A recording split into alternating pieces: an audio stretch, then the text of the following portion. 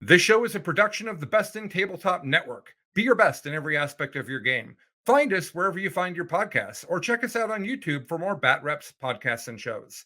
If you like what we're doing, you can join our Discord through the Best in Tabletop Patreon group or our YouTube members only area where you'll get access to our entire library of content. Thank you for listening.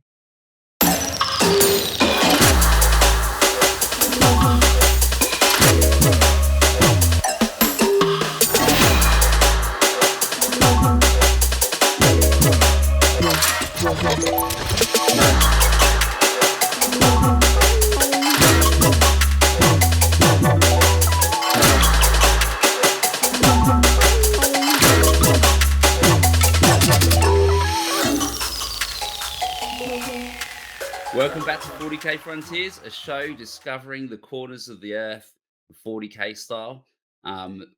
I'm joined here by the handsome hosts of Frontiers. I've got Alex Taus. Hey. You'll understand why when we get back into it. How you doing today, Alex? Yeah, we're doing all right. We had a fun weekend, borrowing friends' tower and invading people's deployment zones. That's what I like to hear. Sounds Yep. great. And we've also got Alex. Whereabouts are you from? You from home today? I'm coming from home today. That's going to change here in a little bit. The nightmare move continues, which is both exciting and horrifying. That with any big move, stuff has gone wrong. But I am coming from New Mexico today. Don't ask me where I'm going to be in 2 weeks. I don't know. Definitely the most stressful thing you can do, moving house. So I don't I'm not jealous at all. So, yeah. And we've also got Sam Lamin down there. How you going, mate? Yeah, doing well. It's been quite the week. It's been insanity. We had a long weekend, we had a public holiday, but it does, and I always had that extra long weekend the week before with Easter. But man, it hasn't felt like anything's changed. It's been like just go throughout. So it's been insanity. Finishing off my old job this week, and then starting a new job next week. And it's just all insanity, plus 40k and everything on top of that. So, but it's been good. It's good. It'll all be done eventually. And how about you, Benny? What's been happening with you? Oh, nothing much for me. I've been building a lot of terrain. So me and Sam have both had probably similar. Well, we've had both had very busy weeks in the same realm, but from totally different standpoints. So Sam's a captain in the team event that I'm TOing, and yes, it's definitely list submission was Saturday. So that's definitely pretty full on. So The You can say photos that of the again. terrain you had been were completely ridiculous. yeah, so we put up on the Facebook that Dale said for a joke, you're going for the 180 crate challenge, and we actually did it. I built 120 MDF crates. 180 of them. So yeah, I had like PVA in places I didn't even know PVA could even go. So it was horrendous. Wait, do you No, guys do that's a crate bit- day in Aussie, like with a drinking day, or is it a Kiwi thing only? Kiwi thing. I think I've never okay, heard of that. unlucky. Yeah. Yeah. I mean, I thought I heard about heavy cover, but some heavy cover, if you know what I mean. Yeah. Yeah, that's insanity. Hey, WTC baby, that will show you, right? 180 crates. Yep. So we've already got some. So that's not even Yeah. all of them, but that was the last of them. So, and we've done a lot of large ruins. Yeah. Got lots of stuff to organize. So. Yeah. And my understanding is, Alex, you went to an RTT recently, correct? I did. Yeah, I can jump into that a little bit over the absolute emotional roller coaster that the last 2 weeks have been. I now regret asking for the balance day slate. Do we quickly want to go through the whole hey, what are we doing for the show this week thing that we meant to be doing and are really bad at? Well, we can jump into that. I guess that's important. So Yeah. first off, we'll start off. This is a show on the Best on Tabletop Network. It's a variety of shows on the network. And if you want to support us, you can do that in either patreon.com/bestintabletop for the audio podcast content. And there's also a YouTube membership on YouTube for the Best in Tabletop channel. And that gets you access to part twos of a bunch of shows, notably Fight Club, Chasing the Narrative, um, the interview show for that Billy's been putting out for network participants that have won events. Gets you part twos for a lot of that, which is really good. Each one is $10 a month, and it's definitely worth your investment. So going over what we're going to cover today, we're going to be doing a recap from Rataclysm 2022, and then later in the show, we'll break for an interview with Medhammer Colombia. So we're continuing our interview series of hopping around the world and interviewing people about 40K. We'll be talking to some Colombians, the Colombian group who plays 40K. We'll be seeing how things go in South America in the far future.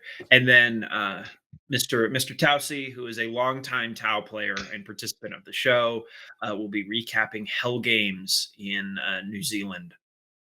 And describing the absolute debauchery that went on there with Tau that doesn't stay in his deployment zone. So, like I was saying, I played an RTT this week. This was my first in-person ability to play 40K in a couple months. I have 2 GTs back-to-back coming up. I'm actually getting ready for that now. So this RT was actually really good for me.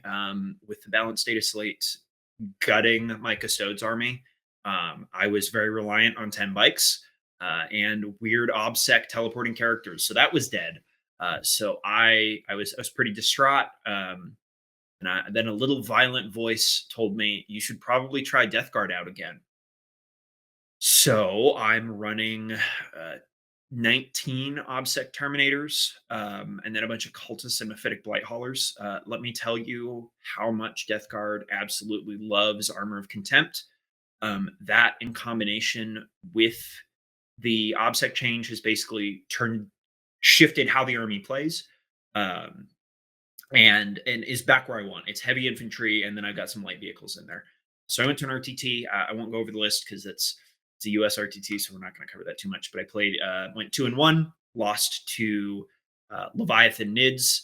Then I beat a Dark Angels player, and then I tabled a Grey Knights player, which with a Death Guard list that has the dreaded 17-inch problem. Turns out when you're OBSEC, you can get around some of that by just advancing onto objectives and doing other things. So the list has other stuff, other tech in it. I've got 30 cultists to do action monkey stuff. I think for anyone listening who's playing Death Guard, my 2 pieces of advice right now are: 1, don't take Psychers. Mortarion hates them and you should hate them too.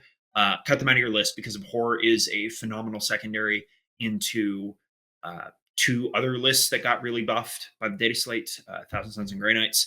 And then your powers aren't that good. Don't bother on them. And look at cultists. They're cheap. They're cheaper than Poxwalkers, and they're faster than your normal infantry, and they can do any action you want. So there's my plug there. I'll be going to the Dallas Open at time of recording. It's this weekend, so I'll be getting on a plane tomorrow. So for some of the show, you might see me working on the last Blight Lord that needs to get painted, which I've been attempting to paint all week, and something comes up, so he needs to get finished. And then following that, again, this is being recorded for everybody on April 27th. So I'll be at the Dallas Open this weekend.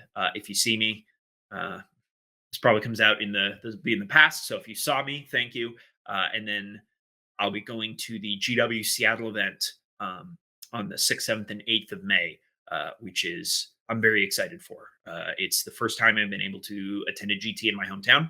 Our hometown, it's in Tacoma, not where I'm actually from, so it's fine. But I'll be doing 16 games in those 2 weekends, so I'll be at a total of 19 games over 3 weeks, which I'm very excited for. All right, and again, as is tradition, I have talked too much. So You've also made the mistake of assuming we're all on the same day. I am, in fact, on the 28th. Well, I'm not sure how calendars work. We're obliged to be recording in different days. There's a legal requirement. The show cannot be recorded. All 4 hosts cannot be in the same time zone.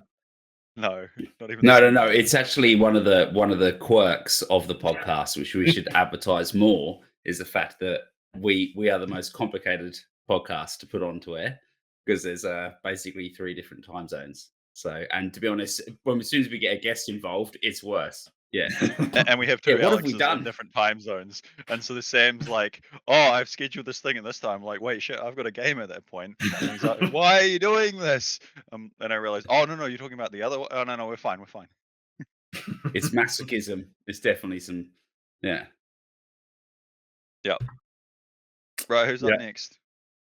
Yeah, I'll go myself. So this past Yeah. weekend, between all the busyness and craziness, on the Saturday I TO'd a small 29 player RTT, so it was pretty good. Grim Games number 3.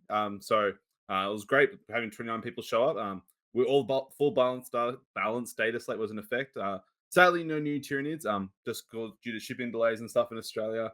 Well, I think we literally got the Tunic Codex this past weekend, and so this is like sort of seen as like a more entry level event. So we don't want to blow people out of the water with some PDF copies of the Tunic Codex or YouTube review screenshots. So it was just all new old Tyranids, but there was actually no new old no Tyranids at the event. Funnily enough, it was a good time. Everyone enjoyed it.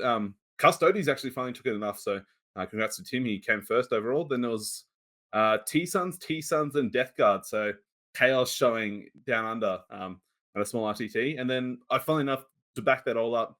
On the Sunday, I went to a 5-player teams event, so at Medellin. So it was like just 2 hours north of me, so just an hour south of Sydney.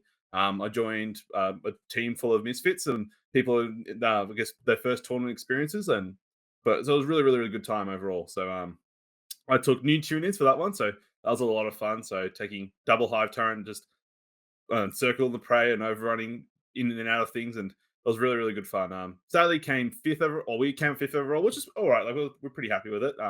Given that we had a bunch of new players, like there was 2 people, or three of the 5 members were their first ever teams event, and then 2 of them, I think it was like their first big tournament in a long time, if ever. So I was really good, and just had a great, great old time overall. And to top it all off, I mean, we had ATC list submission, which was insanity. Preparing all your lists within a week of the balanced data slate for 8-player teams event is just craziness. And for a lot of us, it was our first time getting used to the WTC way of formatting lists, and it's caused so many headaches for not only us but everyone in between. So it's been good. And now, thanks, we got pairings up for round 1, so we'll be playing Benny Way's home state in New South Wales first round. So I know us ACT boys are very, very keen. We've got a bit of a grudge match going, and well, I guess watch this space, as we'll have many, many more memes to come out and talk a lot of slant or trash, basically. Let's be real, trash against New South Wales, and hope to get that first round victory. This is why you were messaging me about like stealing the meme I made for Michael at last Charity Hammer, right?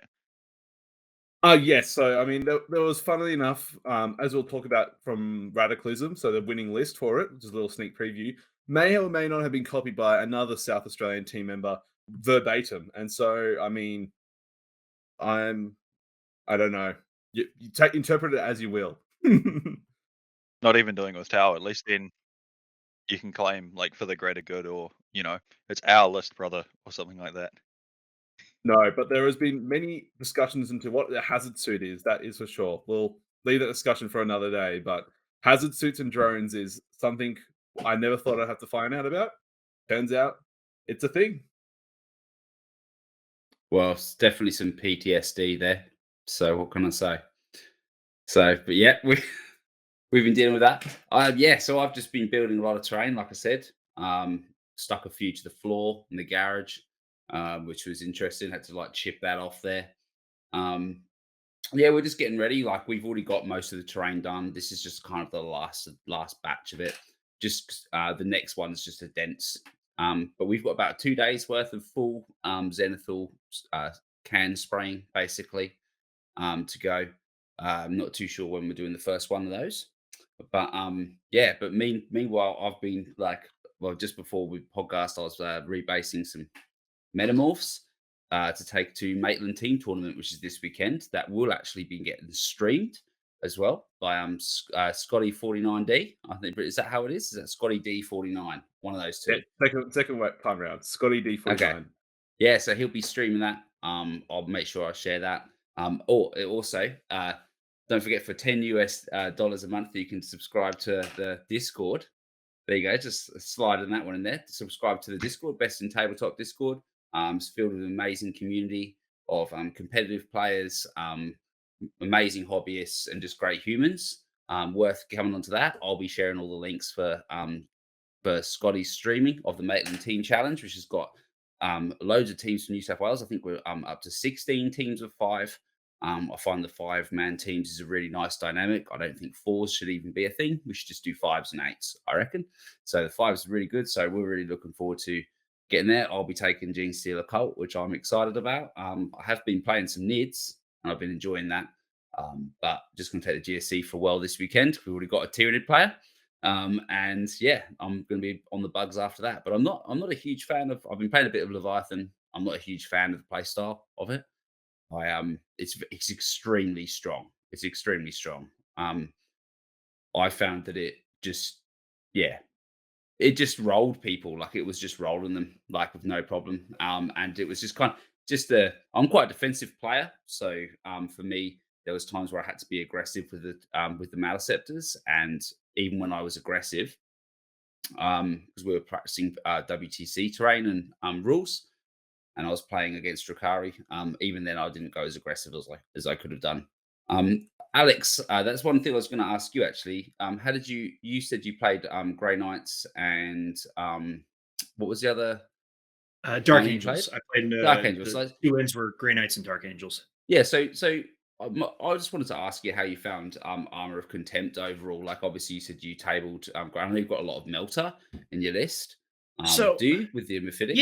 Yeah. So I'll go over it. So the stuff in my list that benefits from Armor and Contempt are the Death Guard support characters, which they're not doing killing. The Foul Blight spawns sometimes with his gun, but that's not really there. It was really the Terminators, both the Lord of Contagion, and then the list has 10 Blight Lords and 3x3 Death Shroud. And then I also have 4 Mephitic Blight Haulers in 2 squads of 2.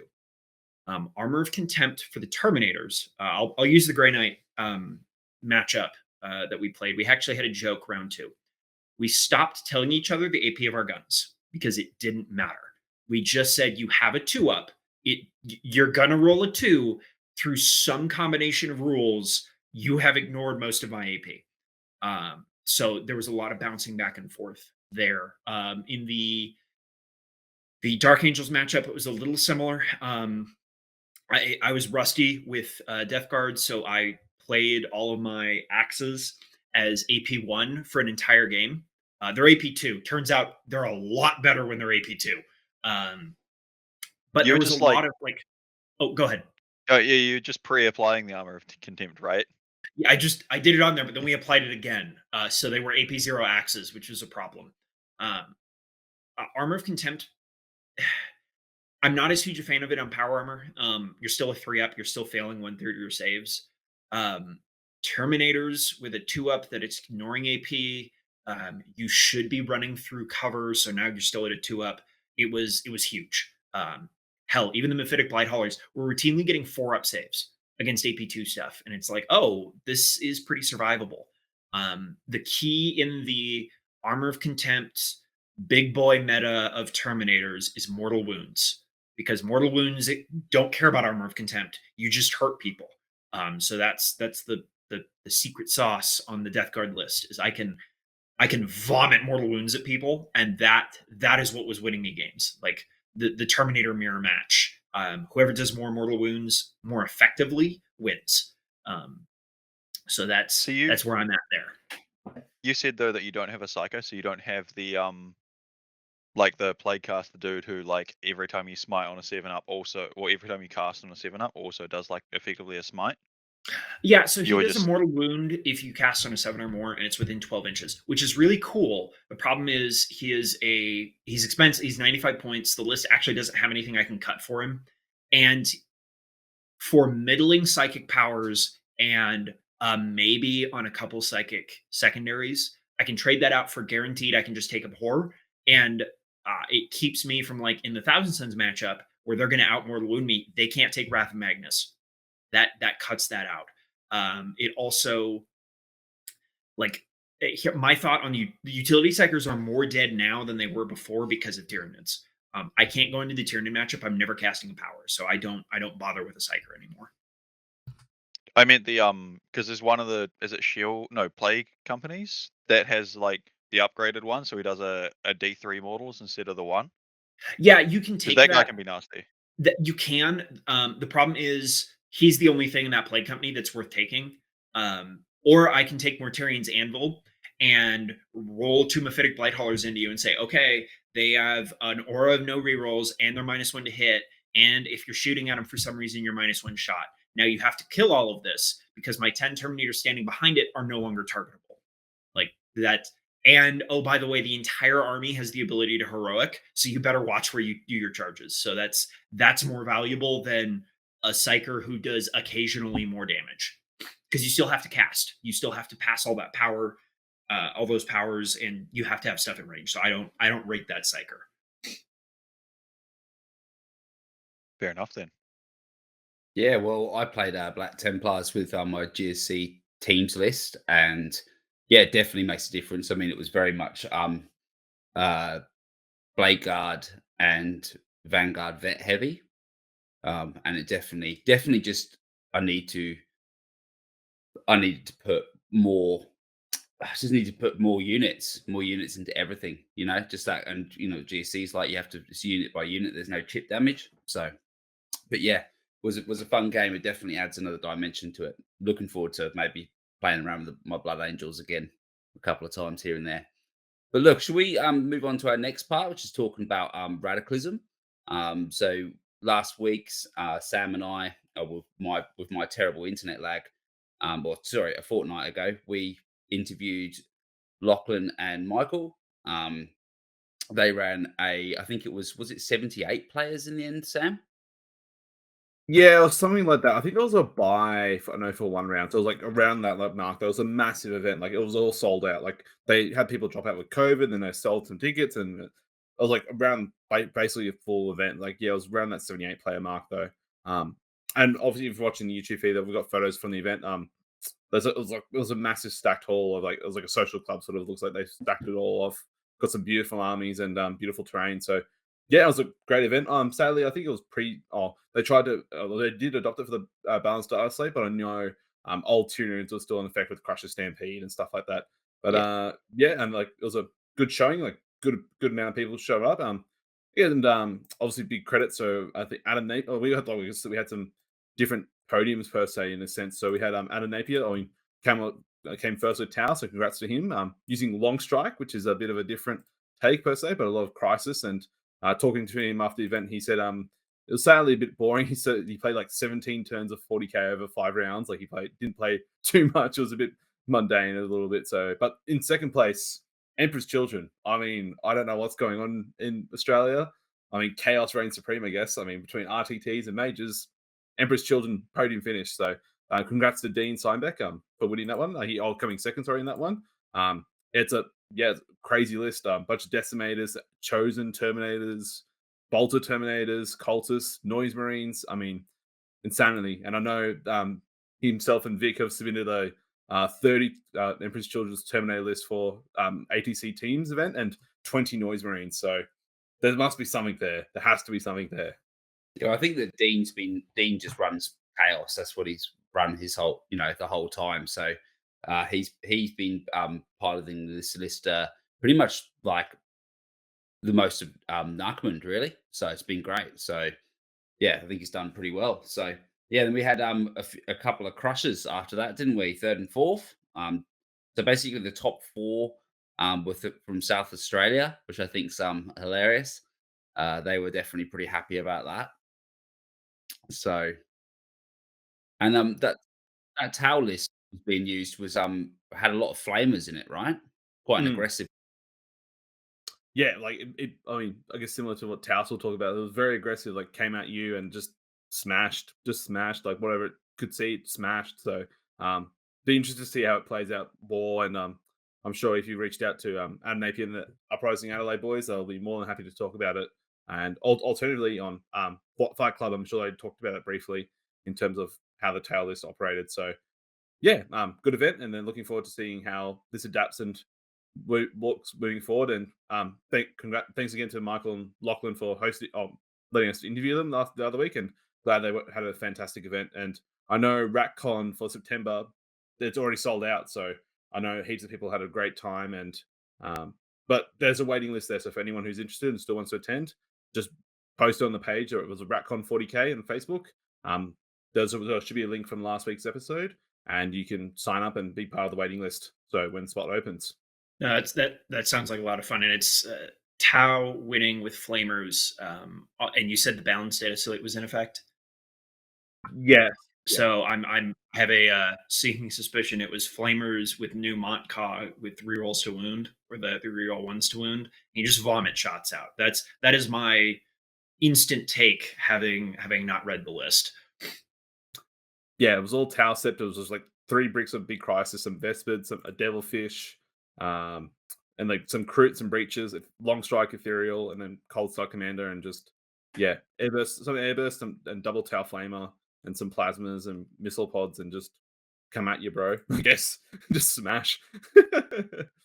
No, that's good. And hearing Emperor's Children do really well is cool. Seeing that as the coming out of probably what is now the worst Chaos Codex in Chaos Space Marines. I played them a little bit in 8th, and it's definitely a case of like you take 30 Terminators, you deep strike in, you double shoot, and then you pretty much auto make charges because of Honor the Prince. So it's pretty strong. And Armor of Contempt definitely helps it out, where, yeah, I might not have my extra wound, but I'm a little more survivable now than I was before.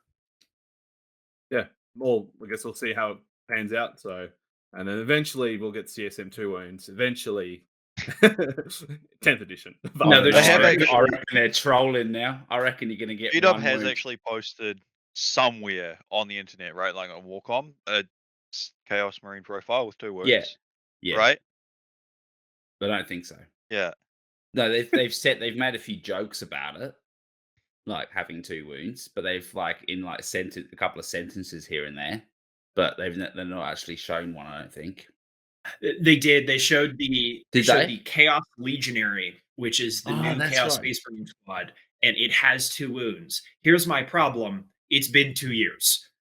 The joke is no longer funny. Please release the book. Oh, I said that about the data slate, and then, I got trashed. So maybe don't release the book. Just leave them in purgatory. To put that into context, I don't know if anyone remembered. Remembered our last episode where Sam was going nuts because he wanted it, and Alex was like, "Yeah, bring it on! I can't wait to see Harlequins." Well, the world changed a lot. Literally about 4 hours after the episode. Oh, yeah, I woke up the next morning. I'm like, oh, it's out. Oh, no. Yeah, everything changed. I still need to get games in with Custodes, but like, I still don't think it's quite as like, the sky is falling as everyone makes it out to be. Like, the points didn't go up, but yeah. Yeah, it's just not as forgivable, I could say. And like, well, ATC, we still submitted a Custodes list. Our guy still felt comfortable enough, and I know at the recent Canhammer Teams tournament, they still had Custodes, and from what I understood, they all did relatively well. So I definitely still think there's play. Like, not bottom of the rungs for them, but they definitely did take a massive nerf. So I think you just got to pivot, and then potentially you may go that Solar Watch 30 guard, maybe, or you still leverage those bikes a little bit, but don't play around with it. So we get to see what happens. Yeah, at our RTT, we had a Custodes player, and he was running Max Dreadnoughts, which, hey, guess what? Nothing in there really changed for him. I think they lost no rerolls. I think they lost Auspice. Yeah, because you could in the past. Yeah, they can't do that anymore. But outside of that, it's still good. I could say for my practice games, Emperor's Chosen, the ability to switch what trait you had, I used like once a game. So it going to once a game was okay. I'm gonna keep doing this once. But a lot of it for me was Custodes. For me, was pretty forgiving. So instead of having to learn how to play a lot more conservatively with everything in a short amount of time, I just pivoted back to Death Guard, which I think at this point I can play in my sleep. Mr. Worldwide got hit so hard though, like, because I would, at least the way I use them, because you'd often like put them into a different like Kung Fu stance stratagem, and put them into a different shield host stratagem to be like, all right, I'm waiting here for you to come get close, then I'll teleport over, obsec your objective, and reduce your pile and your attacks. Like, all of those are just bad now. That one guy. I didn't cry a second when I saw that nerf happen. I Screw know him. you Screw wouldn't, him and Sam. Trajan. screw him and Trajan. Man, I was so happy when I was testing Leviathanids. I Maliceptor Mortal Wound spam Trajan so hard, and it was the happiest moment I've had in a long time. Yeah, happier than your successful Void Weaver airbrushing. Mate, that's perfect. It's on the shelf. It looks great. No one will ever know. Alrighty. Is it interview time, or have we got more random, like not Rataclysm stuff? It is interview time now, I think. So I reckon it's interview time. So, Sam, where did you find these guys? Like, I know that Alex had something to do with it as well. Like, you guys knew that there was a GT and stuff, and we tracked them down. Yeah, so it's sort of funny. So we heard about through the Discord there was some Colombian 40k, and like they had some crazy stories and heard some crazy things about them. So we were told to approach them and talk to them, and then we reached out to them, and they were more than happy to come on board. So firstly, so thank you to Niccolas and Jorge, who you'll be hearing from shortly, about 40k in Colombia, and looking forward to hearing from them and see what their experiences are like, what life is like in Colombia, because as we traveling to a different kind of South. I mean, South America, obviously, cover the southern equator, but this is the other side of it. So it'll be interesting to hear. So obviously, I've only heard about sort of the Argentinian side in the WTC prep and like how they basically prepare all year for World Team Championships. And I'd love to hear what the local sort of scene is like, and looking forward to hearing more from it. Find out if they're able to get the Pyramid Codex in their country, because we can't get it here. And welcome. So today I have with me two lovely, handsome gentlemen from Colombia. Got Niccolas and Jorge. Hi guys. How are you Hey, guys? guys. You guys? With you. And I'm obviously joined by Alex. And we've come today to speak to these guys. They're part of Medhammer. We're going to get a little bit of an outlook and a kind of insight into Colombian 40k and kind of what it's all about and what these guys are up to over there. So Jorge, why don't you tell us a little bit about Medhammer and stuff like that, and kind of how you got into 40k and how Medhammer originated and kind of what it's all about. So I got into 3K a long time ago, like when I was like 15 years old. We're talking about more than 20 years. I got into 3K because of White Dwarf. The time I didn't live in Medellin, where I'm located now. I live in a small city in Colombia called Bucaramanga. So we got this kind of White Dwarf magazines in bookstores that they were selling at really low value because they weren't sold in Europe and they were in Spanish. So as a kid, it was amazing. It was a new world, blah, blah, blah. And I went to the States with my mom and dad at the time and bought my first kit. Bucaramanga doesn't have any kind of organized play, so you gotta go like forward 20 years before I began really playing. When I came to Medellin to work, and I saw there was this club of miniatures, like dream come true because I had my Space Marines, like the short ones, and I always wanted to play them, but I couldn't until that point. And I made the guys, and I have been part of the club already like 4 years, more or less, 3 years, and we have been playing a lot. The scene here is mainly because of the club. It's like a club. Nicolas know more about the origins, but it's a club that they created, and at the moment we're like 50 plus members, and we have been all adding to it and expanding the club. But without the club, there wouldn't be Medhammer or Warhammer here in Colombia, because it has to be a work of love. We have to put our time, passion, and we cannot get the miniatures here locally, so we have to bring in from other places. So it requires these coordinated efforts. That's fantastic. I love hearing about that, about community. It's something that's very close to my heart, building that.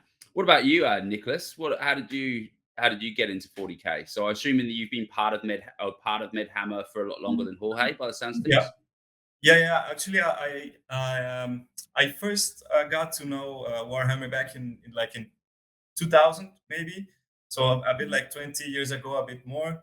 There used to be a game store here that brought the products, and I just passed by and I saw some friends playing there, the old fantasy, and I fell in love with it. I just started buying some stuff, little by little, as we do when we're children. So I started back then with some orcs. Still have some of those back here, and And so I started over there, and it happened like for most of us, I think. When you grow up and go to college, most people stop playing for a bit, a few years, and then I came back into it. And my old friends from way back then, they told me like, okay, we're getting together, we're playing some games at a friend's house. Come back and see, and let's play. So we started going back and meeting, reaching back to them, and that was like 6 years ago. And we said like, guys, it would be nice, if we founded a club, if we started meeting more often. And that's when we founded Medhammer. And so it's been going on about like 6 years now. It's been growing a lot, as Jorge said. Like, it's like last week we added like 4 new members, so we're upwards of 60 now, which is huge for us. We're it's such a small community in Latin America, Warhammer. And unlike the US or Europe, as you know, like you have tons of players over here. It's much more small. Um, Also because of the cost, maybe we'll discuss that later, but it's one of the things that is, driving the difficulty of growing the community. But yeah, that's the origins of the club. So like 20 people got together. We said, okay, let's found the club. We rented a small place with a couple of tables. So we used to, we had a website to reserve the spaces, and people used to meet in weekdays and weekends over there. And we started growing. We had to move up to a bigger place, and now we are up to a place where we have like 6-7 tables. So it's quite a bit bigger than before, and we're growing, and we're still thinking about expanding again. So that's how it's been growing. Fantastic. Well, it sounds like it's going really well. Yeah. So, yeah, especially when you're having to expand again. Sorry, Alex, did I cut you off there? Yeah, I thought that was interesting. I was figuring we could. There's a good segue in there into some of the more general questions we had for the segments. That you guys are at about 60 players now. Is that a pretty consistent turnout, or what's your consistent player count look like? Is it all 60 people, or is it a smaller group? I think it's a smaller group. Let's say that maybe for tournament play, let's say probably more like 30, 35. But the thing is that we not only play 40K, so there's lots of other games that we play. Just very quickly, there's a small Age of Sigmar community, Lord of the Rings, Star Wars Legion, Blood Bowl, Necromunda, Marvel, yeah. So there's quite a few games. Not everyone plays 40K, for example, but let's say that the core is, I would say, for sure 40K. So when we do tournaments, I would say like you can easily find 30 people to play a tournament. So I think that's what you say, a core group, but lots of people play and maybe they don't like to play tournaments. So I would say that around that. Okay, no, that sounds good. And you said it's you've got your core that plays tournaments, and then is that the most common way that the game is played, or is it more variety there? No, we do only match play mostly. Like very rarely we play crusade or narrative play. Some people try to do so, but the reality is that the majority of the people play most of the time match play. Now we do play skirmishes, like we connect with each other, like, hey, I want to play on Tuesday, let's meet up, blah, blah, blah, and do the games. We have several types of events that we like to keep doing. So interest in the game is maintained. So we do sometimes on the weekend, something that is called like small fights, like at 1,000 points, 8 players, dice decides the matchups. Then we have bigger events, like one that we're doing right now that is like a mini World Cup of Warhammer, and we distribute players in groups, and we like coordinate for a game each week, and then they pass to semifinals, quarterfinals, etc. And then we have the bigger events that is the GTs. Normally we do one GT imaging per year, and there's another GT in other city of the country. We're trying to make other cities to get infected with the Warhammer virus. So that is more or less our modus operandi at the moment. And the other thing is why the bigger flux of members in that way is that it began as a Warhammer club, but as Niccolas said, at the moment there are other games that have a lot of players. For example, I would think that Blood Bowl has around the same amount of players as 40K. No, that's really interesting. Hearing the split of games, especially ones that are, Marvel is a very popular property, but that game's relatively new. I personally haven't seen it played in person, but I've heard of a lot of people doing it. So it's interesting to hear that there's the smaller games kind of taking off in Colombia is really interesting. On the topic of what people are playing, we'll start with you guys first, and then we'll branch out. What factions are each of you playing in 40K? What are you playing right now? Okay, so I play mostly Admech and Custodes. It's been, Custodes, it's been a boogeyman in the last couple of months. So actually, I had good results in our GT a couple of months ago, but I like to change as well. Just people don't get bored of playing Custodes all the time. So I'm playing with Admech right now. I still have some Chaos Demons I need to finish up. And so those are the three armies that I play right now. I'm really excited for squads. Maybe it's looking good. So I hope their mini range is going to be nice. I'll probably get into my fourth army with them. We all know that you will have a squad. So that's not a question. I have also a squad. So I came to the community with Space Marines, like everyone's, but I came just in the moment that the new box for 9 came. So Necrons, as you see, I have a pin for Necrons. So my main army is Necrons. My second army, and the one I'm using at the moment, is Grey Knights. And my third army is Genestealer Cubes. So I have 3 armies. They are very different because I like to keep changing the kind of play.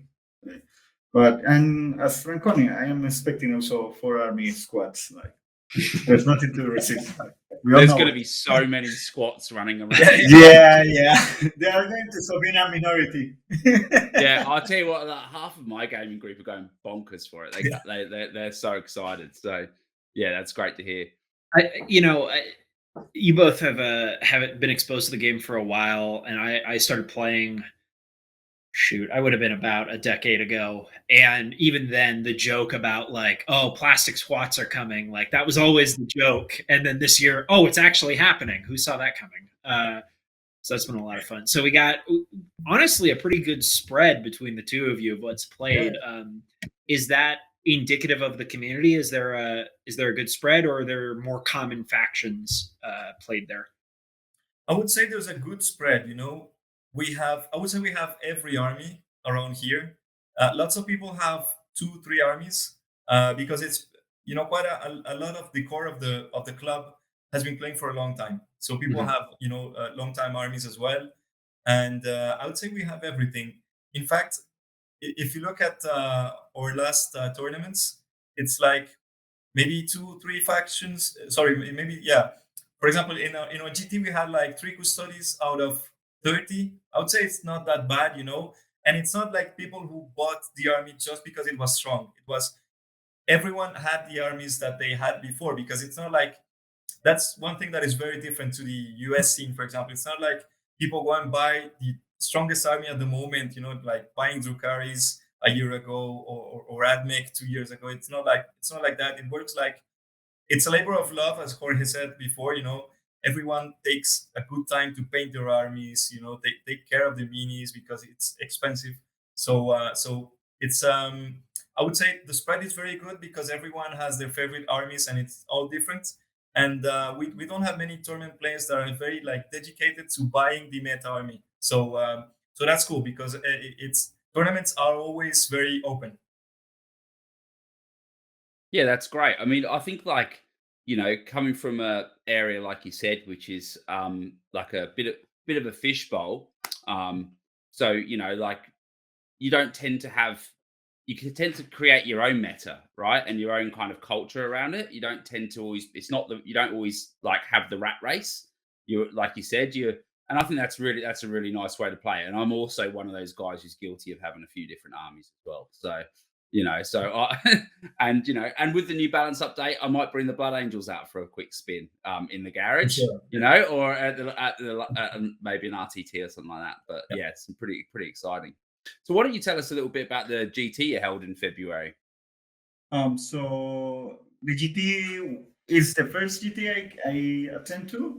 I think for Niccolas is around third one. Yeah. Right? Yeah. So it was a great gaming experience. We prepared for several months because we wanted to do it in November, but because of the pandemics and all the things that we have living, it made it difficult to do it at that point. So we had to move it to this year. There was a lot of expectation about it, and it was a great event. Like playing 2 days straight Warhammer 3K is amazing. It's a great environment with your friends. You're having a blast. So it was really good. For me, I went 4-2. I think it was quite good for my first GT, and it was an incredible experience. Seeing all the armies, how people paint them, etc., etc. It's not comparable to other kinds of events. So, and Nicolas was the champion. Yeah, I ended up taking the GT with Custodes. It was a perfect storm for me, because I had it already built and painted. I didn't have to add anything to the army, so it was like pretty good, and I was enjoying, being top dog. But it was very nice, and organizing it is a challenge for sure because securing a venue is expensive, and making sure that we have like a tight rules pack, that we're having the dates, so that it doesn't happen that we have like a balance at the slate the day before, turning our armies up or something like that. So yeah, I think it's a challenge, but this is our second big GT that we've organized, so it's worked really well. The last one in 2019 was the biggest tournament we've had in the country. It's like more than 50 people, so it was pretty cool. Like I think maybe at least 10-12 players came from other cities, so it was already something very big for us. And the challenge was this one was a smaller one, because last one was like a national GT. Like we try to rotate from one city each year to have like the biggest tournament of the year, and that was our year. And this one is a smaller GT, like more for us. So we had still some people coming from other cities, but it was mainly from guys in Medellin. But as Jorge said, the experience was awesome. Everything went well, and since we're all friends, from a long time ago. So after finishing the first day, we go out, we have some drinks, we enjoy, and after Sunday, the last day as well, we try to we go out, we have some drinks, we relax. So it's amazing. We really love doing those events, even if it takes a toll, and you want to, after that you just want to chill for a bit, but. It's been going really well, and we're planning to keep doing it at least once a year.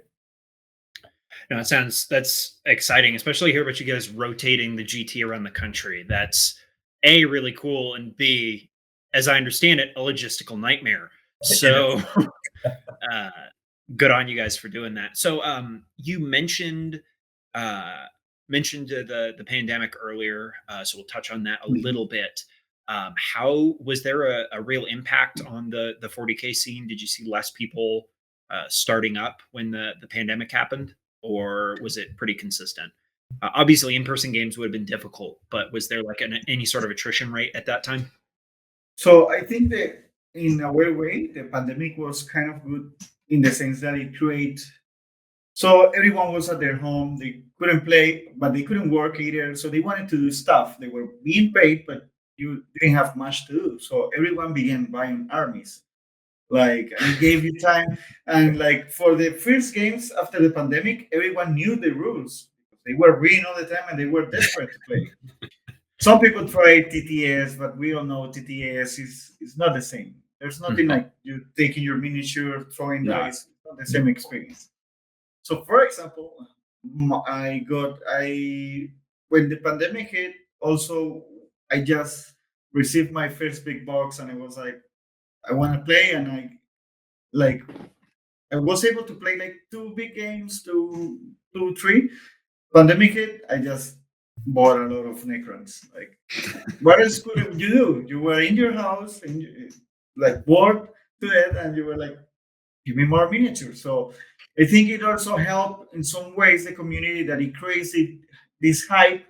And there wasn't like sometimes you get tired when you play because sometimes things don't go your way. There's these kind of players, or other times is the time and the effort. But this was like creating anticipation to a game, and when you came to game, you were like pumped up, and it was amazing. I think it's a weird situation, but it kind of helped our community a little.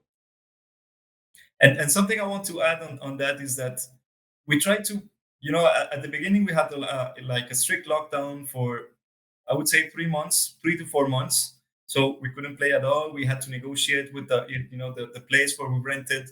Like, guys, we cannot go with like, just let's try to make this work for a long-term relationship. And then when we could play, what we tried to do was, so we had like limits in of the amount of people that could be there at the same time. So we wanted to still have some type of event. So we came up with this World Cup.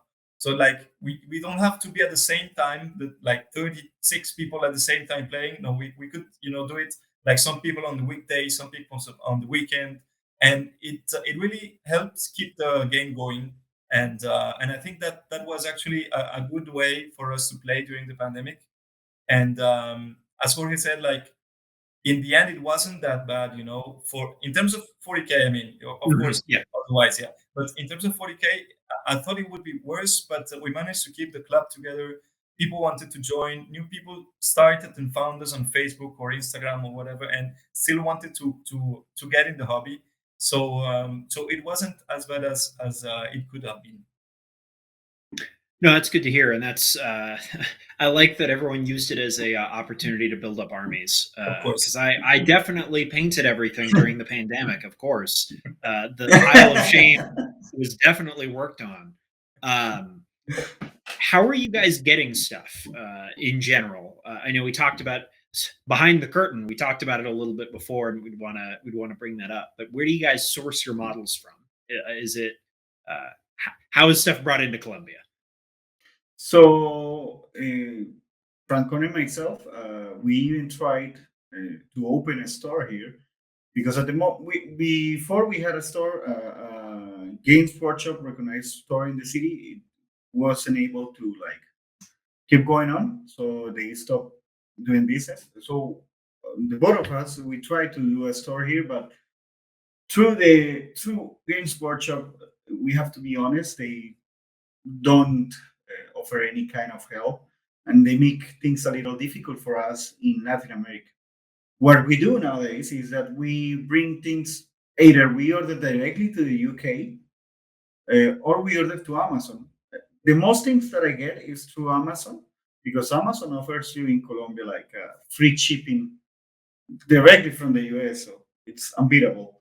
But sadly, we would prefer to have again a store here and everything because some things cannot be ordered through Amazon.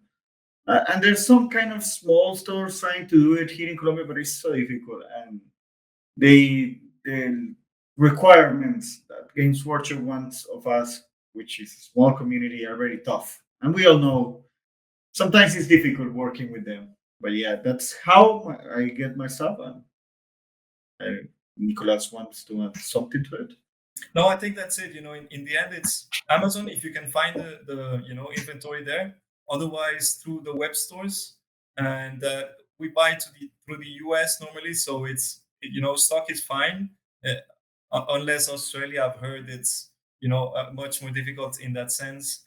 Otherwise, there are some stores around the country. Like I would say 2 or 3 stores in the country maybe that bring some game social products, but it's not like they keep everything in stock or everything. It's like it still takes some time. It's not as easy to get it, but it's not like you cannot get it. No, we can source the minis. Well, that's great to hear. I find like one of the issues with Games Workshop products in like 40K, even just 40K on its own, but is that there's just such a huge range that when you stock it, just say you just have a little bit, like what do you even choose as a retailer anyway, just to buy and put it in your store? because there's so many factions, there's so much range, and Yeah. if you're not in, and just even if you're just buying like the more kind of meta stuff, if you like, doesn't necessarily mean that anyone really wants that anyway, in your local area.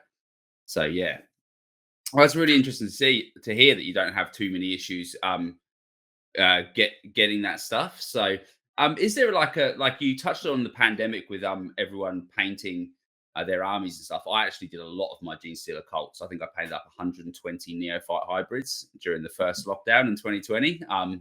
I'm never doing one again, just so you know. That's it. Never.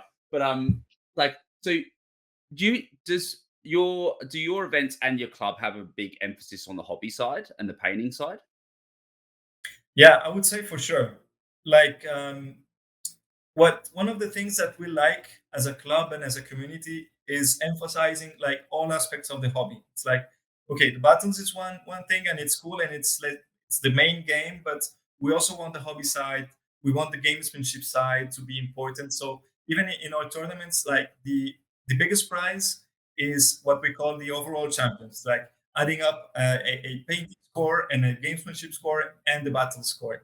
Um, because we don't want to keep the emphasis only on the competitive side of battles, which is I think it's a bit different, but it's like it's the way our community has existed from the beginning. So it's like everyone started to paint their armies, and we still have some commission painters here because not everyone likes painting their armies. But what we do is we always have the three elements in terms of scoring and of keeping the champion and everything. So I think there's a big emphasis. We even try to have some painting competitions from time to time, just to try to help people. If it's your first mini, it's fine. There's a category for beginners. If you want to paint a big monster, then we have a category for that or whatever.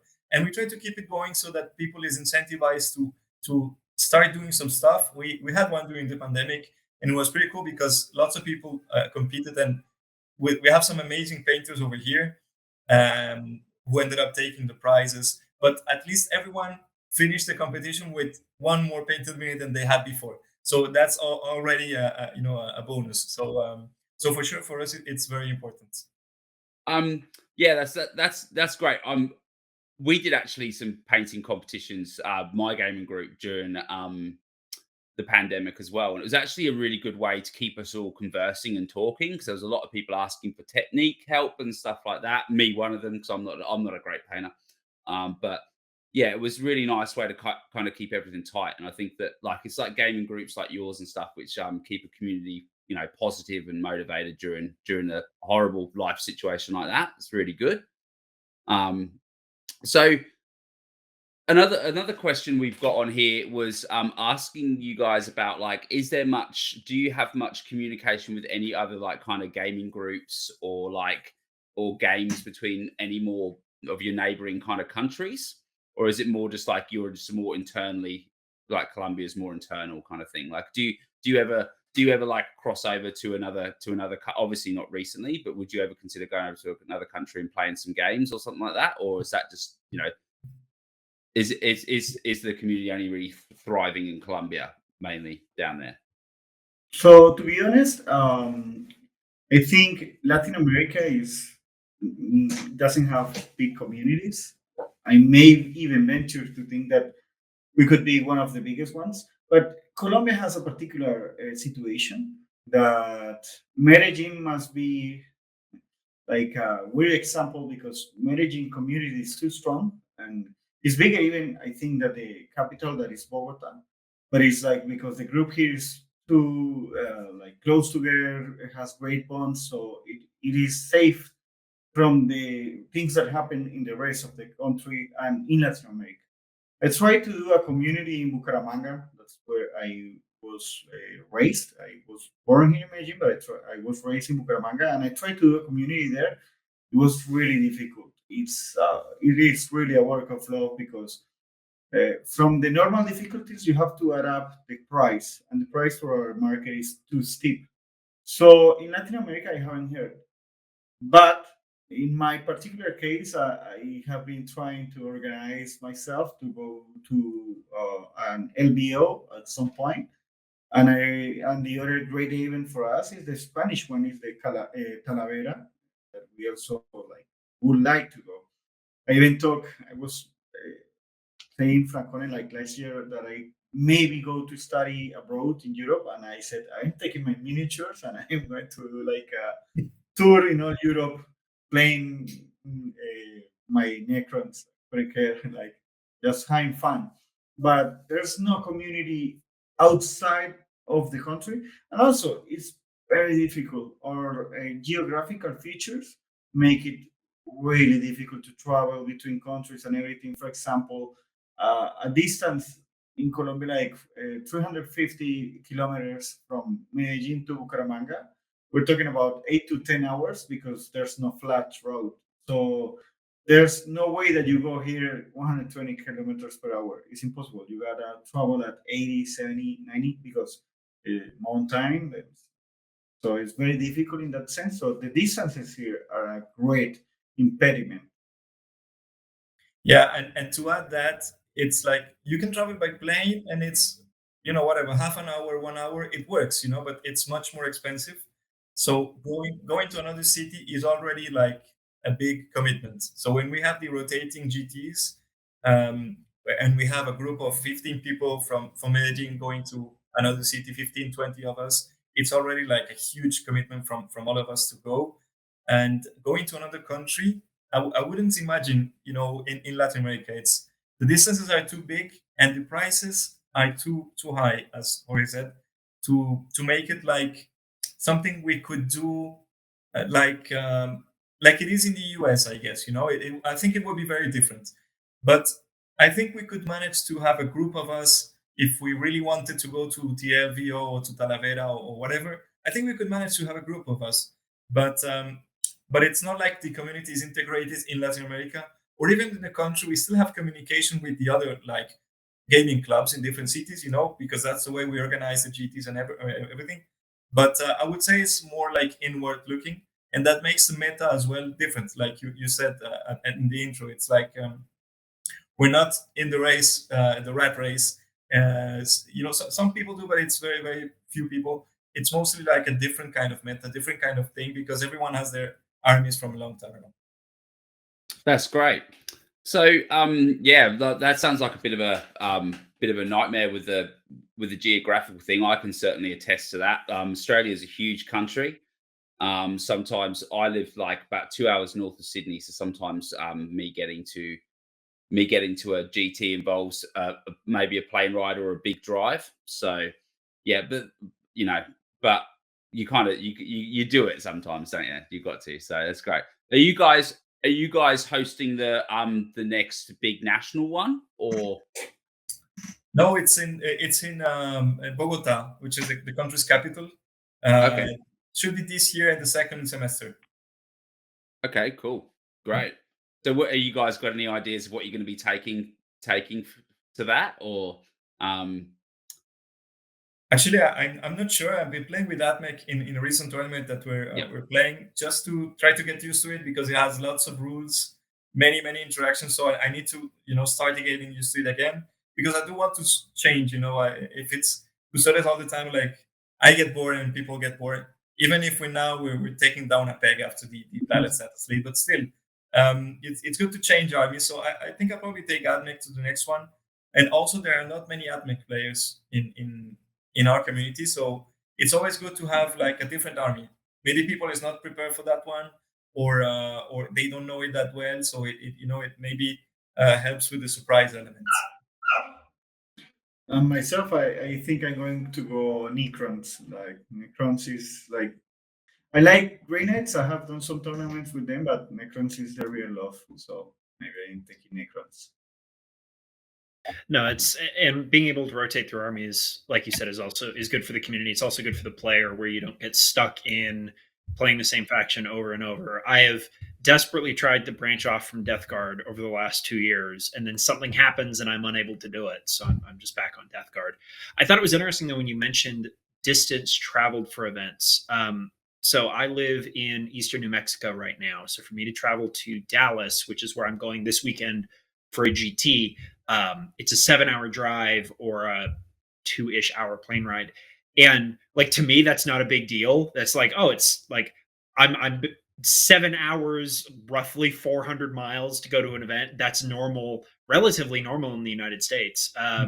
Like that distance isn't that big a deal. And to hear from you guys, like, yeah, the next city over is basically like not impossible, but it's very difficult to get there. That does warp a meta because everyone is going to be so insular. You can't have that cross pollination anymore.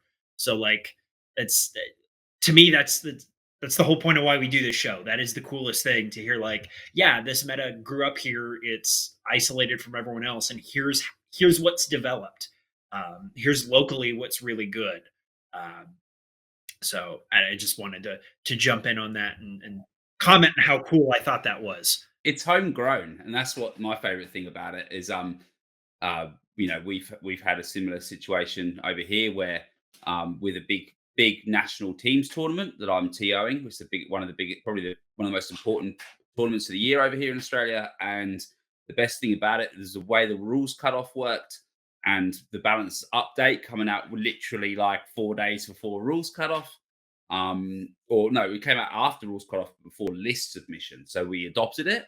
It's actually taken the opportunity for everyone in Australia to basically, without any details of any or net listing, because all the events were on the weekend and the list were due Saturday, it's kind of come up with this fresh new like Australian style take. And I guess that's kind of what you're doing over there, because it's where it's insular. You guys get to kind of create your own speed bumps, if you like, so it's really good.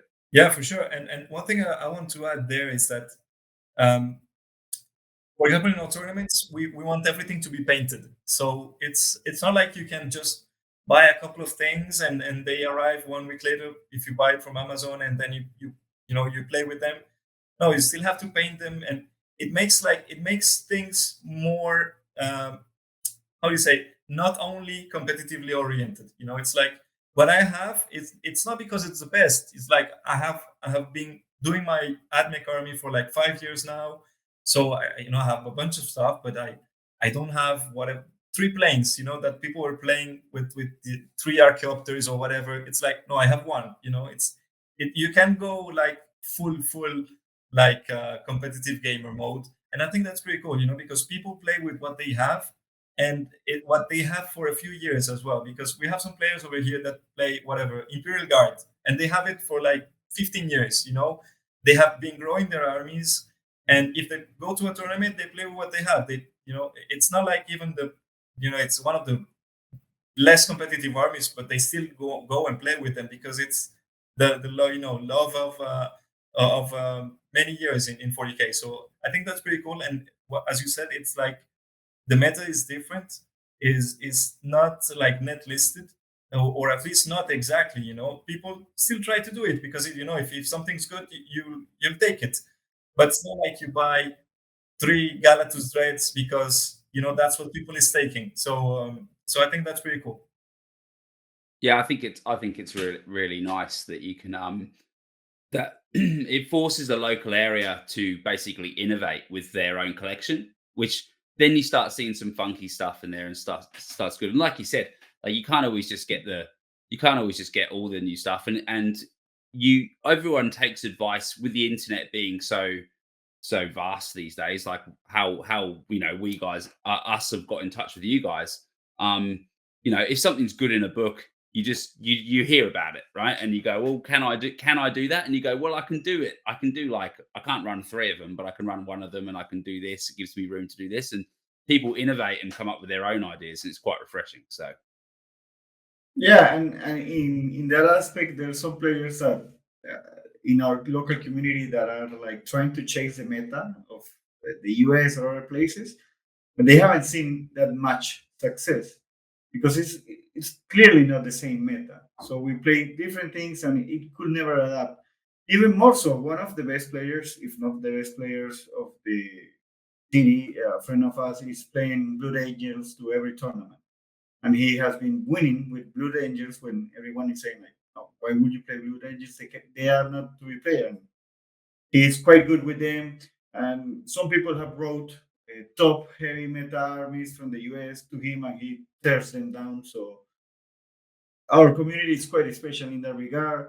I had nowadays supposedly Grey Knights are better plays than when I played my Necrons, and I had better I had more success with my Necrons, but they were supposedly bottom out. So here is it changes everything. It's a way different way of approaching the game.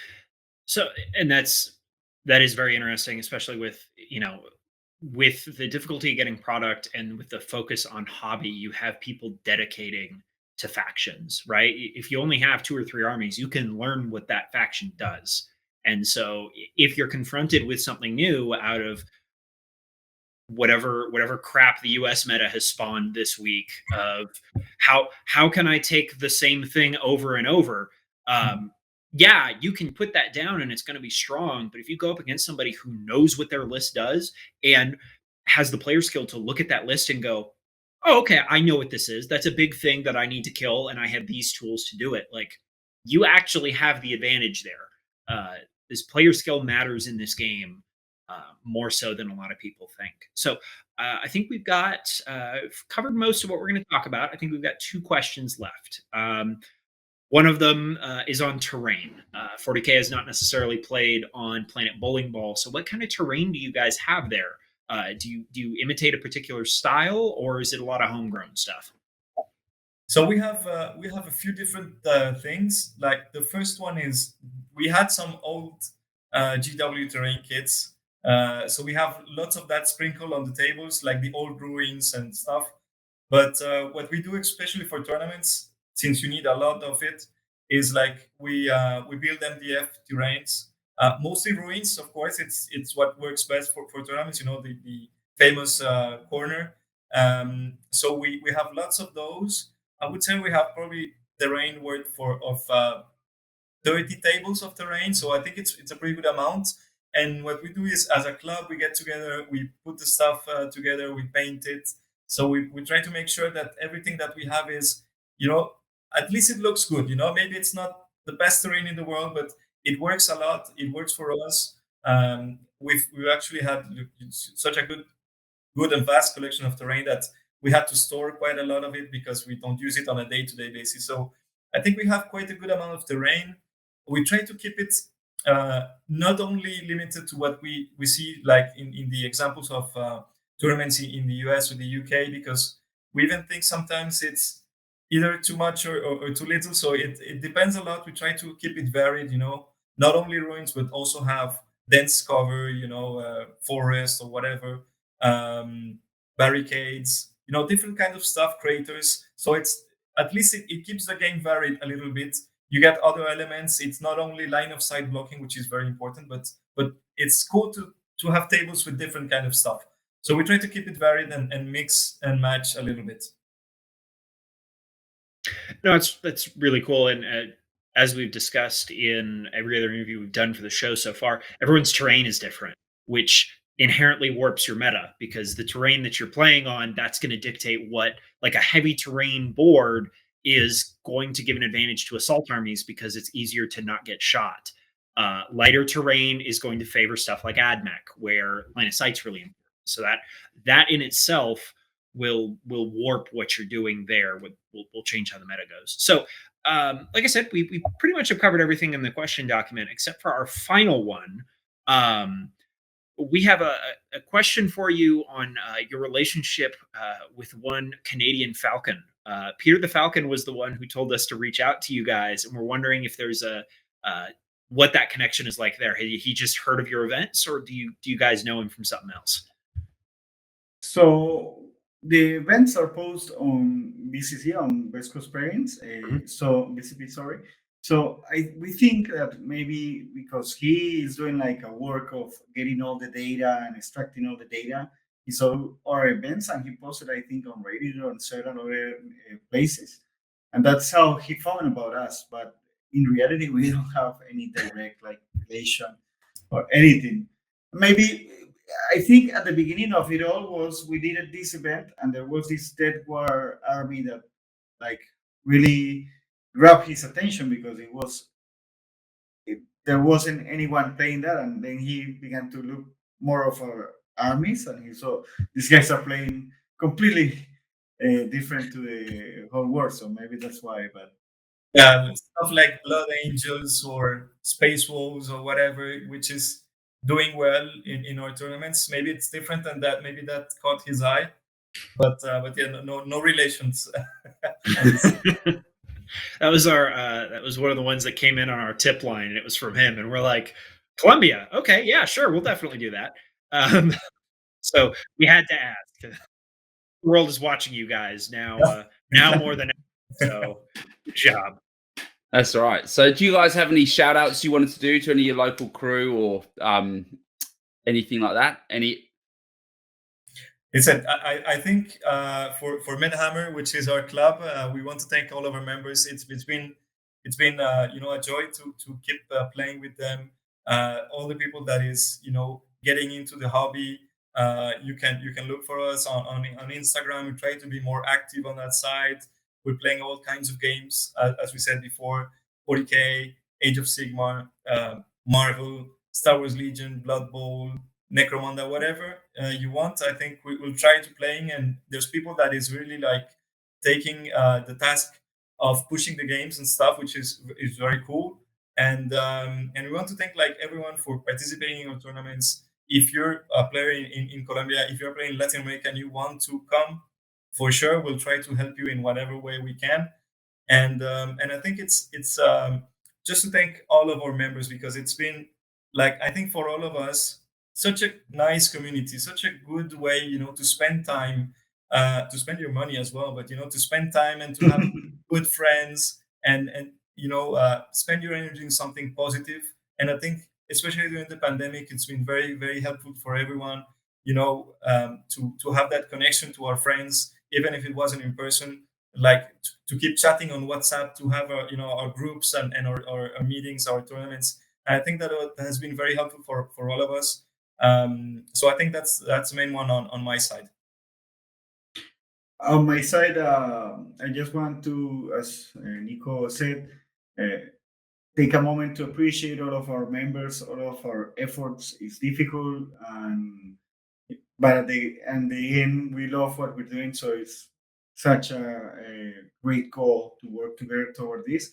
And I would like everyone who sees this to check us on Instagram and our Facebook, and check the amazing painters we have in the community. I don't paint that much, being honest, because I like to paint but keep it simple. And in big tournaments, I like the best guys who paint to borrow me their minis or paint my minis. I have my Necros, I paint them because I love them too much. For example, my Grey Knights are painted by two great painters of the community. And I wanted just to, the people who are seeing this, to try to look for them on Instagram, check them out. I just put one of them here is they are really great painters. Colombia, small communities. For example, this is the other guy that I wanted to show you, my favorite mini, done by a great friend of mine. So I think Oh, wow. here in Colombia, yeah, they are top notch. And I think that maybe also in Colombia could be a great place for local artists that paint miniatures that are great and are very competitive, to also have the opportunity to send their painted minis to a war, and us to keep growing our community in several ways. But yeah, just wanted to make that focus, because I have seen a lot of minis online, and sometimes they are great painters and everyone is like, they're amazing. And I think to myself, we have people here that are this good. So apart from what Francone said. Well, thanks, guys. Thanks so much for your time. Make sure you let us know when your next big GT is, or your national one is, because we'd love to get shine the spotlight over there again. So, but yeah, just want to say thanks to you, Jorge, and you, Nicholas, for coming on. Really appreciate that. And make sure, guys, like I said, give Medhammer a like on Facebook, and check out some of those beautiful armies. And they've got a lot going on. Like I said, they seem to have their fingers in every pie. So it's brilliant. It's good to see. Thank you, Ben and Alex, for having us. No, thank you. Thank you. Thanks, Thank you gents. for coming on. You guys made the content. We just asked. Yeah, you you're questions. awesome. So- Thank you to Niccolas and Jorge for your time. For links for description about Medhammer is down below. So if you want to follow them on Facebook or follow their YouTube channel, there's some battle reports and stuff there. So if you want to follow them there, all yours. And thank you again for their time. So leading off to, I guess, the finale, of the show, the thing The we've been grand always waiting finale. for, the grand finale, 666. It's Hell Games, baby. Let's go. It's New Zealand. It's wacky. It's out there. Who knows what's going Yeah, on man. down there? This is how they play all their tournaments. 666 points. Is that right, Alex? It's not, but like local to where I am, there's like a few more of these sort of wonky, different points level, silly shenanigan missions tournaments. Some of us have been pushing to be like, all right, guys, let's have some like a few more sort of 2,000 point standard ones, and that's coming along. But yeah, some of these can be an amazing laugh.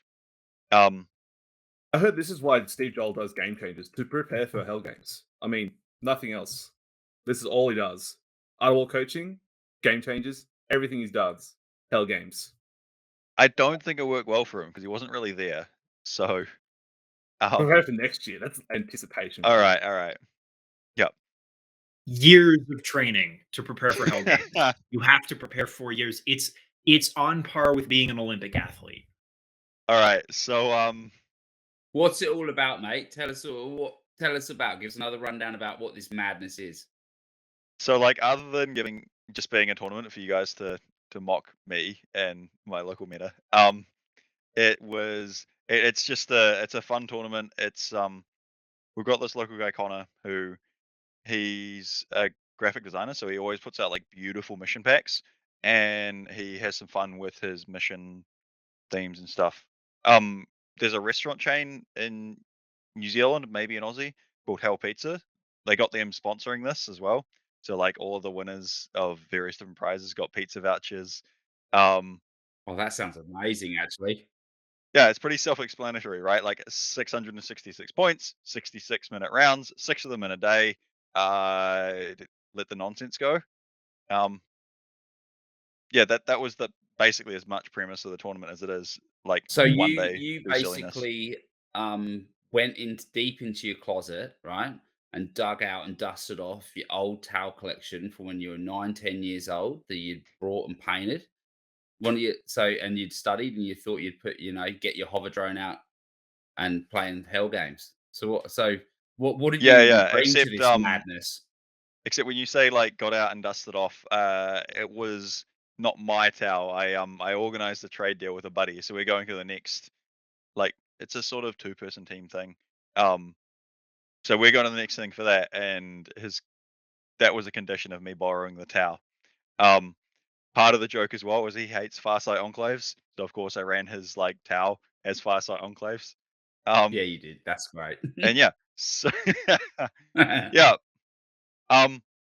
So yeah, there's some pictures going through. The one on the screen now is the first game, but basically, yeah, I ran double commander. So there was double commander, a breacher team, and Greg the Hammerhead.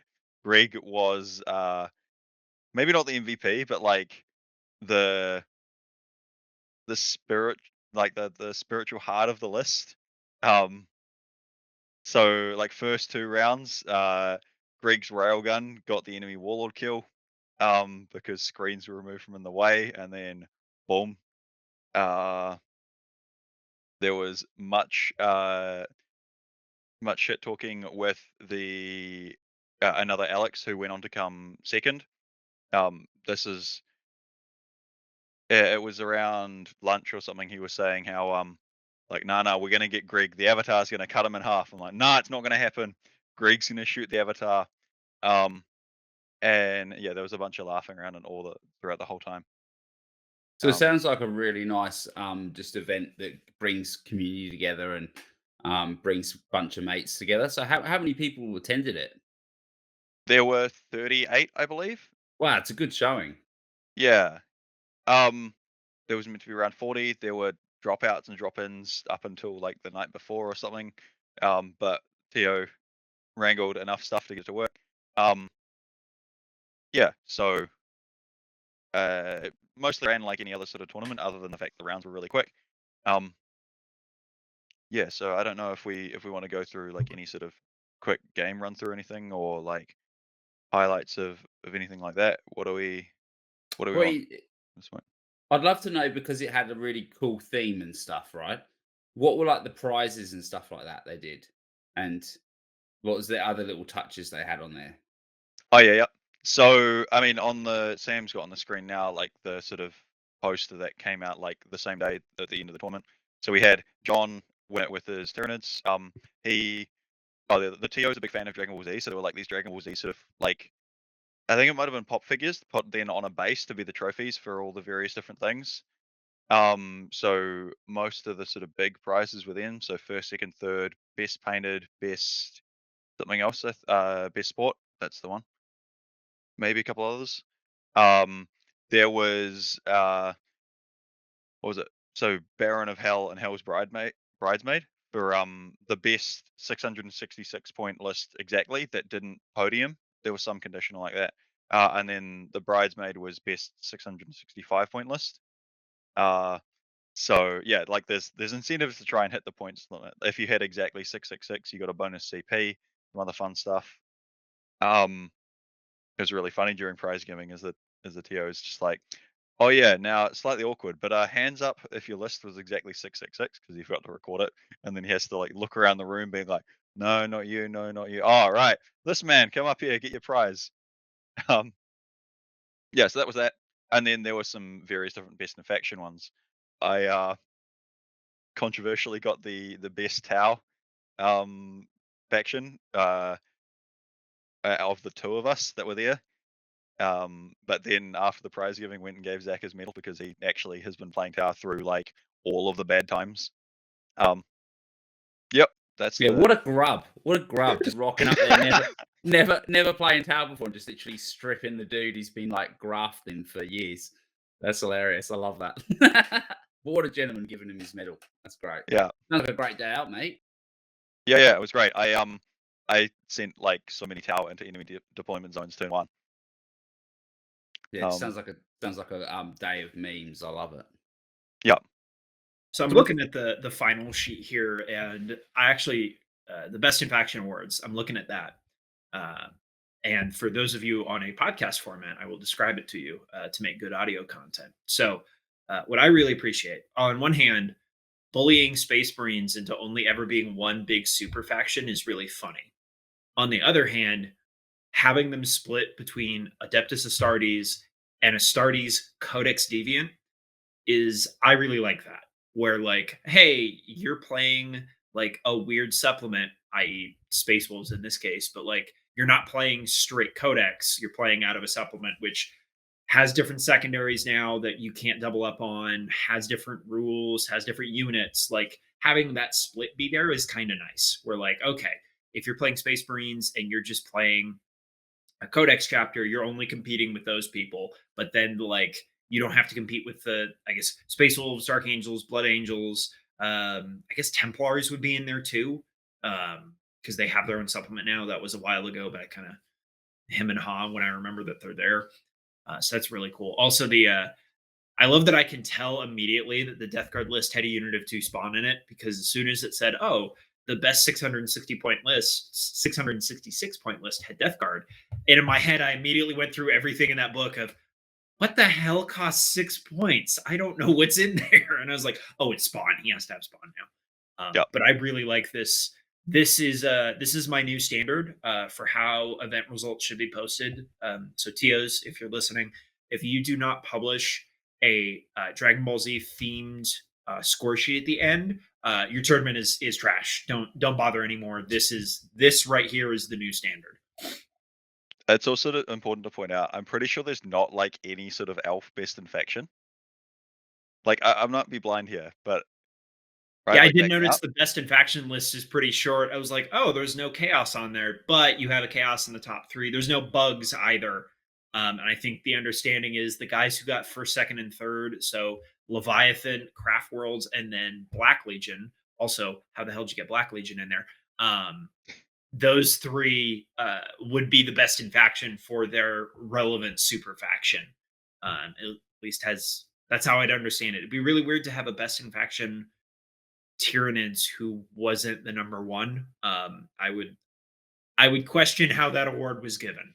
You're right. I think there's a chance he deliberately didn't have a best in faction Eldari though, just like out of spite, for comedy. But yeah. But no, I can Vinny. support that as well. So Yeah. that's also okay. No, Vinny does things with his chaos, man. Like just rolling people with triple defiler, triple decimator, and like the characters to make them go hard.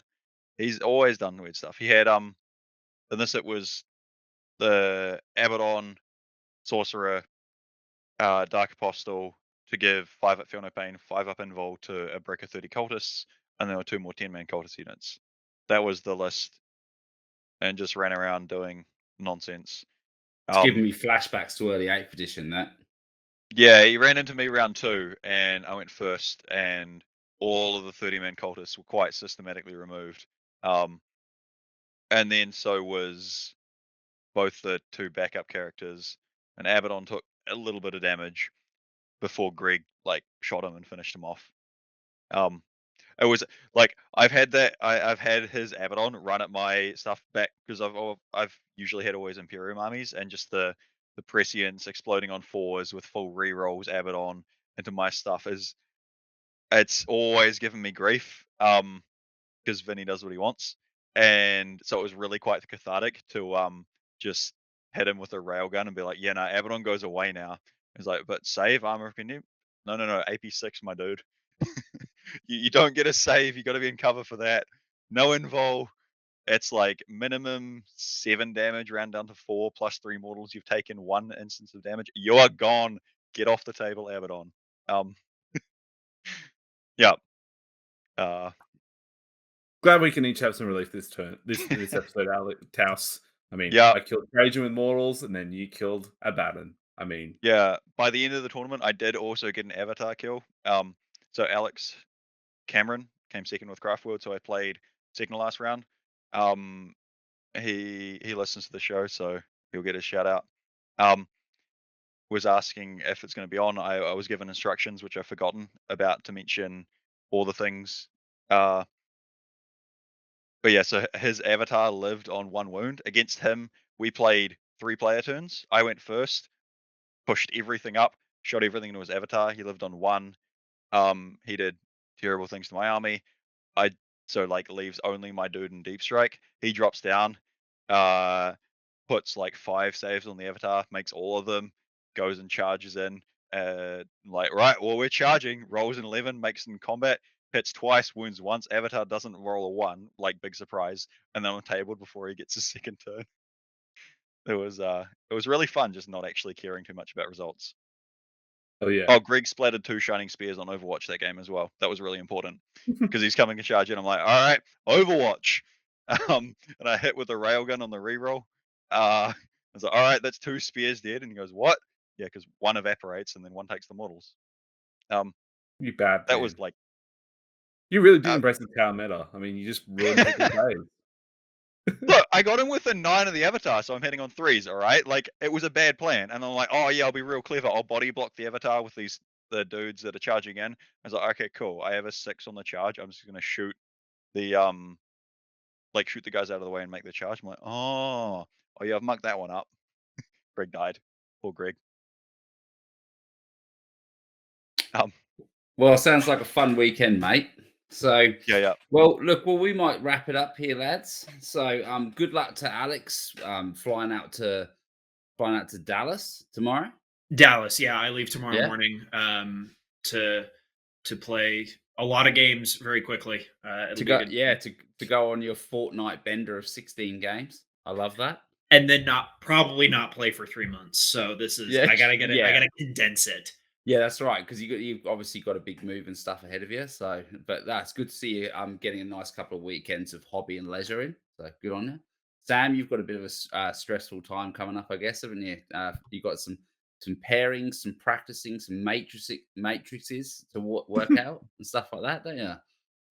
Yes, just a little bit, but it's okay. It's all for the love of the 40k, right? Fine. And then, similar to Alex, I'll have like another 2-month break. So leading up to the wedding, and no Warhammer for me. So I'll get all my games and practice in similarly, and then take a long break. So It's fine. Sam will be in his element. He's making spreadsheets to do pairings. He's got this. Sam, I will give you the most helpful wedding advice that I ever received. The best part of having a wedding is that when it's done, you don't have to plan a wedding anymore. And that is, I'm going to say that now, and you're going to laugh. You're like, "Oh, that's so funny," and then you're going to think of that after the wedding, and be like, "Wow, he was right. This is way better." So, congratulations, and I look forward to you not having to plan a wedding anymore. Here. Same with the honeymoon. I mean, the honeymoon's a bit more fun because he's like, oh yeah, cool. But yes, very much looking forward to that. Does honeymoon also come under Wedding Wednesdays for you? Because he's had this thing for like a month. It's so cute. You'll be like, "Hey, what are you doing?" And he's like, "Oh, no, Wedding Wednesday. Okay, keep doing your thing, Sam." Easy. Oh, thanks for everyone for listening. Catch us on next fortnight for another episode of 40K Frontiers, and please show your support on the Patreons with Best in Tabletop. Or if you'd like to join, you can join the members only area on youtube.com. Just subscribe down below. It's $10 a month, and you'll get quality content with Chases and Narrative, Trophy Triumphs, 40K Flight Club, along with many, many more. And then join the Discord bit via reps. Patreon. And bit reps. You can't forget those bit reps. So, And yeah, there's make sure you check out the other shows on the network. So we've got, let's see if I can remember them all. The OG Biff Pod, we've got Biff Pod Next Generation, there's Fight Club. Am I forgetting something? Are we there? I mean, there's us, but hopefully you Outward can branch out. Realms. There's Yep. there's Law and Peace coming soon as well. Well, there's a few, isn't there? Yeah. We are members of the network, and they are putting out the amount of content that we're not sure we can keep up with the amount of content that is now I coming literally out. can't even like consume it all. And I pride myself on my content consumption. Usually, it's almost just too much for me. And if you want to hear more about heavy cover, you can hop on to 40K Fight Club with the boys, and when they pick a subject to focus on each week. This week was heavy cover, and Innes's lack of experience on it.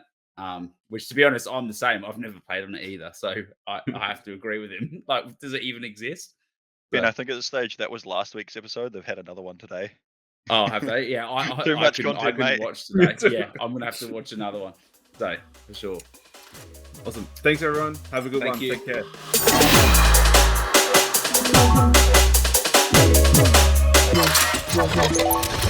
care.